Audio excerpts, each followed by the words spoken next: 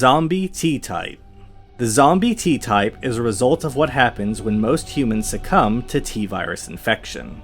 The name zombie was primarily taken from Haitian folklore, where necromancers would reanimate recently dead individuals as a form of slave labor.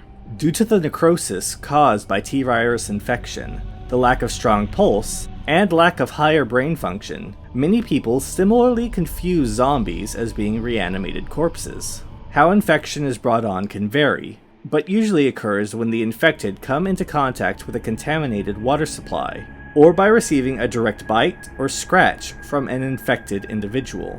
Despite the name, zombies are not actually dead, as their body does continue to function, albeit in a defunct state, with blood still coursing through their veins and their organs working on a lower level than normal. As such, their bodies can be damaged to the point where they cease to function. This is why, though ineffective, shooting a zombie enough times will cause them to die, though they can end up in a dormant state, which can lead to further mutation.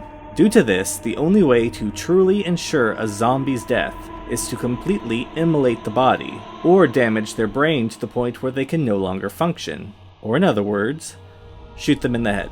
Note, it is worth mentioning that while it is highly likely that the T-virus will be spread through a bite or a scratch, it is not a 100% guarantee. Not including individuals who are immune to T-virus infection, there is still a chance that if someone is bitten, that they will not contract the virus. In order for a person to become a zombie, they must be infected before their brain ceases to function. If someone dies and their brain is no longer active, their body will not be able to reanimate as a T-virus zombie. It is possible for someone to be infected immediately after their death, but there is a low likelihood of reanimation.